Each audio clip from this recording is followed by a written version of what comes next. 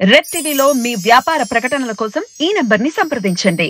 Sir, phone tapping వ్యవహారం అలా continue అవుతుండగానే ఆ కేసులో మరొక ట్విస్ట్ బయటపడింది సార్. అదేంటంటే కేటీఆర్ గారి కోసం కొంతమంది హీరోయిన్ల ఫోన్లు కూడా ట్యాప్ చేశారు అన్న ఒక ఆరోపణలు కూడా బయటకు వస్తున్నాయి. సో ఆ వేలో ఇప్పుడు పోలీసులు ఇన్వెస్టిగేషన్ చేస్తున్నారంట. అసలు ఏం జరిగింది, ఎందుకు హీరోయిన్ల ఫోన్లను ట్యాప్ చేయాల్సి వచ్చింది? రోజుకొక ట్విస్ట్ వస్తూ ఉంది ఈ ఫోన్ ట్యాపింగ్ వ్యవహారంలో. యాక్చువల్గా ఏంటంటే ఎస్ఐబి స్పెషల్ ఇంటెలిజెన్స్ బ్యూరో అని ఒక సంస్థ ఉంది. అది స్టేట్కి సంబంధించిన, తెలంగాణ స్టేట్కి సంబంధించి ఇంటెలిజెన్స్ వ్యవహారాలను చూస్తుంది. బేసిక్గా ఇంటెలిజెన్స్ అంటే ఏం చేస్తారు, రాష్ట్రంలో ఉండే ప్రభుత్వానికి వ్యతిరేకమైన గ్రూపులు కావచ్చు, మనుషులు కావచ్చు, పార్టీలు కావచ్చు, వాళ్ళ మీద నిఘా పెట్టి, వాళ్ళ యాక్టివిటీస్ మీద నిఘా పెట్టి ఆ సమాచారాన్ని ఎప్పటికప్పుడు ప్రభుత్వ పెద్దలకు అందజేయడం అనేది ప్రధానంగా ఇంటెలిజెన్స్ చేసే పని. అయితే ఈ సంస్థ పుట్టింది నక్సలైట్ల కోసం పుట్టింది. వ్యాస్ సృష్టించిన రెండు అతిపెద్ద పోలీస్ ఆర్గనైజేషన్లో ఇదొకటి, ఎస్ఐబి అండ్ గ్రేహౌండ్స్. ఈ ఇంటెలిజెన్స్ గతంలో అయితే ఏమైంది, మామూలుగా వ్యక్తుల మీద నిఘా రకరకాల పద్ధతి ఫాలో కావడం కావచ్చు, వాళ్ళ ల్యాండ్ లైన్ని ట్యాప్ చేసే విధానం కావచ్చు, అవన్నీ చేసేవాళ్ళు. తర్వాత ఇప్పుడు సెల్ ఫోన్లు, స్మార్ట్ ఫోన్లు వచ్చేసినాక ఈజీ అయిపోయింది ఫోన్ ట్యాపింగ్ అనేది. బట్ దీంట్లో కూడా రెండు రకాలు ఉన్నాయి. ఒకటేమో ఫిజికల్గా ఫోన్ తీసుకుని ఆ ఫోన్లో ఈ స్పై సాఫ్ట్వేర్ యాప్ వేయాలి. దాని తర్వాత అది హిడెన్ మోడ్లో, స్టెల్త్ మోడ్ అంటారు, స్టెల్త్ మోడ్లో ఉండి మన ఫోన్లో ఆ సాఫ్ట్వేర్ ఉన్నట్టు మనకు తెలియదు. కానీ ఎవరైతే వేసారో, ఇప్పుడు నీ ఫోన్లో నేను వేస్తే నా డాష్ బోర్డ్లో నీకు సంబంధించిన కాల్స్ కానీ, డీటెయిల్స్ అన్నీ, చాట్ కానీ అన్నీ వచ్చేస్తే నేను ఫోటో తీయచ్చు, వీడియో తీయచ్చు, ఆడియో రికార్డ్ చేయొచ్చు, సరౌండ్ ఆడియో, నీ లొకేషన్ని నేను లైవ్ లొకేషన్ ట్రాక్ చేయొచ్చు, అవన్నీ వచ్చేస్తాయి. ఇది ఎవరైనా, any private person can do by paying money అనమాట. వాళ్ళు ఎవరైతే ఈ స్పై యాప్ ఉంటుందో వాళ్ళకి ప్యాకేజెస్ ఉంటాయి, 3 నెలలకి, సంవత్సరానికి ఎంత అని. ఆ డబ్బులు మనం పే చేస్తే మనకి వాడు ఐడి ఇస్తాడు. దాని తర్వాత నీ ఫోన్ నేను తీసుకొని వాడు చెప్పిన దాని ప్రకారం ఇన్స్టాల్ చేయాలి. కానీ ఇంటెలిజెన్స్ వాళ్ళు ఏంటంటే, వాళ్ళు హై ఎండ్ సాఫ్ట్వేర్, ముఖ్యంగా ఇజ్రాయెల్ సప్లై చేస్తుంది దీన్ని, హై ఎండ్ సాఫ్ట్వేర్ కొంటారు. అది 100 కోట్ల నుంచి 300 కోట్ల వరకు ఉండే అవకాశం ఉంది. దాంట్లో ఏంటంటే రిమోట్ మోడ్లో చేసేయచ్చు అనమాట. సో అలాగా, అంటే మన ఎవరు ఫోన్లు తీసుకోవాల్సిన అవసరం లేదు, నెంబర్ తెలిస్తే చాలు, మన ఫోన్కి ఒక మిస్డ్ కాల్ లాంటిది వస్తుంది, అది ఆటోమేటిక్గా డిలీట్ అయిపోతుంది, ఇన్స్టాల్ అయిపోతుంది. ఇంకొన్ని సాఫ్ట్వేర్లు ఓన్లీ ఫోన్ నెంబర్ తెలిస్తే ఫోన్ నెంబర్ అక్కడ కొడితే అదే దాన్ని క్యాప్చర్ చేస్తుంది. సో అలాంటి టెక్నాలజీ ఇప్పుడు అందుబాటులోకి వచ్చేసింది. సో వచ్చిన తర్వాత ఇదేం చేస్తున్నారంటే, అన్ని పార్టీలు చేస్తున్నాయి, ఇది ఓన్లీ బీఆర్ఎస్ అని నిందించలేము, అన్ని పార్టీలు చేస్తున్నాయి. సో అన్ని పార్టీలు ఏం చేస్తున్నాయంటే, ప్రధానంగా తమ ప్రత్యర్థి పార్టీల నాయకుల మీద నిఘా పెడుతున్నాయి. అంటే వాళ్ళ వ్యూహాలేంటి, వాళ్ళ కదలికలేంటి, వాళ్ళకి డబ్బులు ఎక్కడి నుంచి వస్తుంది, మొత్తం వ్యవహారంలో ఆ డేటా తమ దగ్గర ఉంటుంది. కాబట్టి రేపొద్దున వాళ్ళని ఏమన్నా కట్ చేయాలనుకున్నా, వాళ్ళని కంట్రోల్ చేయాలనుకున్నా వీళ్ళ దగ్గర డేటా ఉంటుంది. సో ఇది అన్ని పార్టీలు చేస్తున్నాయి. యాక్చువల్గా బీజేపీ పెగాసస్ అనే ఒక ఇజ్రాయెల్ బేస్డ్ సాఫ్ట్వేర్ని ఉపయోగించి ప్రత్యర్థుల ఫోన్లు ట్యాప్ చేస్తున్నారని రాహుల్ గాంధీ లాంటి వాళ్ళు కూడా ఆరోపించారు. అందువల్ల ఇక్కడ కూడా అదే జరిగింది. సో ఇదేమైందంటే, ఈ ప్రణీత్ రావుని 7 రోజులు కస్టడీకి తీసుకున్నారు. ప్రణీత్ రావు అంటే ఎవరంటే డిఎస్పీ ఎస్ఐబిలో, అతనికి అప్పగించారు ఈ పని. అతను ఏం చేశారంటే, ఒక 5-6 మంది టీమును పెట్టుకొని కొన్ని వేల ఫోన్లని అతను చేశారు. దాదాపు 17 కంప్యూటర్స్లో ఈ వర్క్ జరిగిందనమాట.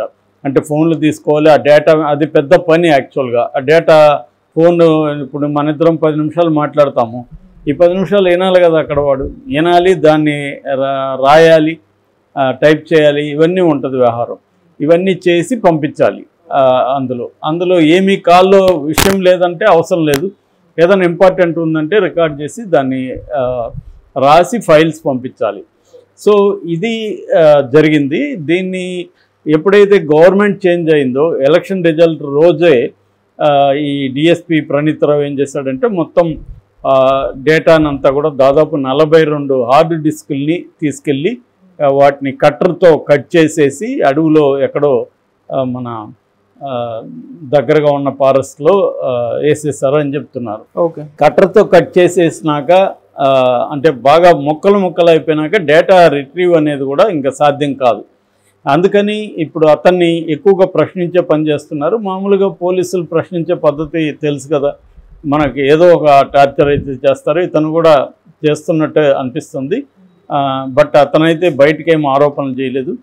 కానీ ఇప్పుడు ఒక్కొక్క అంశం బయటకు వస్తుంది. అదేంటంటే ఇంతకుముందు రాజకీయ నాయకుల్ని, బిజినెస్ పీపుల్ని, రియల్ ఎస్టేట్ వాళ్ళని, ఇలాంటి వాళ్ళంతా కూడా ట్రాప్ చేసినట్టు తెలిసింది. అయితే అంటే మరి రాజకీయ నాయకులను కాకుండా రియల్ ఎస్టేట్ వాళ్ళంతా ఎందుకు చేస్తారంటే వాళ్ళు చేసే చట్ట వ్యతిరేక కార్యక్రమాలు కావచ్చు, లాని బ్రేక్ చేయడం కావచ్చు, లేకపోతే ఎవరికైనా లంచాలు ఇస్తుండడం కావచ్చు, ఇవన్నీ తెలుసుకోవడం ద్వారా వాళ్ళని బ్లాక్మెయిల్ చేసి తమకి ఫండ్ కానీ లేకపోతే డబ్బులు కానీ లేకపోతే ఆ సంస్థల్లో వాటా కానీ ఇవన్నీ డిమాండ్ చేసే అవకాశం ఉందన్నమాట. ఎందుకంటే ఇవాళ ఇన్ఫర్మేషన్ ఈజ్ పవర్. నా దగ్గర నీ ఇన్ఫర్మేషన్ ఉండి నీకు సీక్రెట్లు ఏమైనా ఉంటే అవి నా దగ్గర ఉంటే నీ మీద నాకు కంట్రోల్ వచ్చేస్తుంది ఆటోమేటిక్గా, నువ్వు ఆటోమేటిక్గా నాకు సరెండర్ అయిపోతావు. సో ఆ పద్ధతిలో చేసినట్టుగా మనకు అర్థమవుతుంది. ఇప్పుడు కొత్తగా ఈరోజు ఇందాక వచ్చిన న్యూస్ ఏంటంటే ఒక రాజకీయ నాయకుడు అని చెప్తున్నారు, యువ రాజకీయ నాయకుడు అని చెప్తున్నారు. మనకు తెలుసు కేసీఆర్ దీంట్లో యువ రాజకీయ నాయకుడు ఎవరు, కేటీఆర్. సో కేటీఆర్ కోసం హీరోయిన్ల మీద కూడా కొంతమంది హీరోయిన్ల ఫోన్లో నెంబర్లు తీసుకొని హీరోయిన్ల మీద కూడా నిఘా పెట్టారు అనేది ఇప్పుడు వార్త బయటకు వచ్చింది. దీనివల్ల కేసీఆర్కి ఏం లాభం, ఎందుకు చేశాడంటే కేసీఆర్ ఆ హీరోయిన్ల పర్సనల్ వ్యవహారాలంతా తెలుసుకొని వాళ్ళని బ్లాక్మెయిల్ చేసి లొంగ తీసుకున్నాడు అన్న ఒక నెరేటివ్ని బయటికి ఇప్పుడు తీసుకొస్తున్నారు. దీంట్లో నిజమెంత అనేది మనకు తెలియదు, కానీ పాజిబుల్ అంటే పాజిబుల్. ఎందుకంటే ఎవరి ఫోన్ అయినా చేయొచ్చు, ఎవరి ఫోన్ అయినా చేసే పరిస్థితి ఉన్నప్పుడు తమకి రాజకీయ ప్రయోజనాల కోసం చేయొచ్చు, ఆర్థిక ప్రయోజనాల కోసం చేయొచ్చు, శారీరక ప్రయోజనాల కోసం కూడా చేయొచ్చు. ఇప్పుడు హీరోయిన్లకి అనేక రకరకాల సంబంధాలు ఉంటాయి. వాళ్ళు కూడా ట్యాక్స్ ఎగ్గొట్టి ఉండొచ్చు, లేదా వాళ్ళకి ఎవరితో అఫైర్లు ఉండొచ్చు. ఇవన్నీ మనకు తెలియడం వల్ల మనం రేపొద్దున నా దగ్గర ఈ డేటా అంతా ఉంది, నేను చెప్పా కదా వీడియోలు కూడా తీయచ్చు, రేపొద్దున ఎవరితోనో వాళ్ళు పర్సనల్గా ఉన్న ఏకాంతంగా ఉన్న వీడియోను ఫోటోలను కూడా వీళ్ళు తీసేయచ్చు. ఆ ఫోన్ కానీ అటువైపు పెట్టుంటే, లేదా వాళ్ళ సంభాషణ అంతా కూడా రికార్డ్ చేయొచ్చు, ఆడియో సరౌండ్ రికార్డ్. సో అట్లాంటప్పుడు డేటా అంతా వీళ్ళ దగ్గరికి వచ్చేస్తుంది కదా. సో వచ్చినప్పుడు బ్లాక్మెయిల్ చేసే అవకాశాలు లేవా అంటే ఉన్నాయి. చేశాడా లేదో మనకు తెలియదు, కానీ ఇప్పుడు అది చెప్తున్నారు. ఇది నిజంగా కూడా షాకింగ్ అని చెప్పాలి. ఈ న్యూస్ నిజమో కాదో తెలియదు, కానీ దీని తర్వాత ప్రతి హీరోయిన్ కూడా భయపడే అవకాశం ఉంది. ఎందుకంటే ఏ రాజకీయ నాయకుడు ఎవరిది ట్యాప్ చేస్తారో తెలియదు. సో అందువల్ల ఒక భయంలో బతకాలి. ఎందుకంటే ఇప్పుడు వాళ్ళు ఇష్టపూర్వకంగా వాళ్ళకి నచ్చిన వ్యక్తితో అఫైర్ పెట్టుకోవడం వేరు, ఒక బ్లాక్మెయిల్ చేస్తున్నాడు కాబట్టి నా డేటా అంతా నీ దగ్గర ఉంది కాబట్టి నీతో నేను అఫైర్ పెట్టుకోవడం అనే పద్ధతి వేరు. సో ఇది ఖచ్చితంగా డేంజరస్ వ్యవహారం. ఎందుకంటే ఇవాళ టెక్నాలజీ పెరిగే కొద్దీ అనేక రకాలైన డేంజరస్ మనం చూస్తున్నాం. చాలామంది ఆత్మహత్యలు చేసుకుంటున్నారు. సో ఇది ఖచ్చితంగా ఇది నాకు తెలిసి ఇది మెల్లమెల్లగా ఒక తెలంగాణలో ఒక ప్రకంపనాన్ని సృష్టించే అవకాశం ఉంది ఈ ప్రణీత్ రావుది. ఎందుకంటే తీగలాగితే డొంకంత కదిలిందని పాత సామెత ఉంది కదా, అలాగా ఇది ఎక్కడో ఒక చిన్న బటన్ నొక్కితే మొత్తంగా అన్ని రకాల వ్యవహారాలు బయటకు వచ్చే చీకటి వ్యవహారాలు బయటకు వచ్చే అవకాశం ఉంది. మరి రేవంత్ రెడ్డి ఇంత సాహసం చేస్తాడా? ఇదేంటంటే రేవంత్ రెడ్డి ప్రభుత్వం చేయదా రేపొద్దున అనేది కూడా క్వశ్చనే. రేవంత్ రెడ్డి ప్రభుత్వం ప్రత్యర్థుల మీద నిఘబెట్టదా అనేది క్వశ్చన్ మార్కే. ఎందుకంటే ప్రతి ప్రభుత్వం పెడుతుంది ఇది. కానీ ఇక్కడ ఏమైందంటే ఒక దశలో నీకు ఒకసారి ఇచ్చేసిన తర్వాత అది అంతటి తాగదు. అంటే ఇప్పుడు 10 నెంబర్లు ఇచ్చి దీనికి చేయమంటే నువ్వు 12వ నెంబర్ కూడా నీకు అవసరమైన నెంబర్ కూడా చేస్తావు. సో ఇది అతనే ప్రణీత్ రావే చేశాడా హీరోయిన్లది? కానీ అతను చెప్పింది ఏంటంటే నేను కొంతమంది యువరాజకీయ నాయకులకు పంపించానని చెప్పాడు. సో వీళ్ళ గెస్ ఏంటంటే కేసీఆర్ చేసి ఉండకపోవచ్చు. కేటీఆర్ హీరోయిన్లతో అఫైర్లు ఉన్నాయనేది కూడా కొంత వార్తలు వచ్చే గతంలో కూడా. అతనేమన్నా ఇలాగ డేటా ఉపయోగించుకొని వాళ్ళని బ్లాక్మెయిల్ చేశాడా అన్న దీంట్లో ఇప్పుడు రేవంత్ రెడ్డి ప్రభుత్వం దీని మీద విచారణ జరిపిస్తుందంటున్నారు. నాకు తెలిసి ఇది ఇంకా రాను రాను కేటీఆర్ మెడకు కూడా చుట్టుకునే అవకాశం కనిపిస్తూ ఉంది.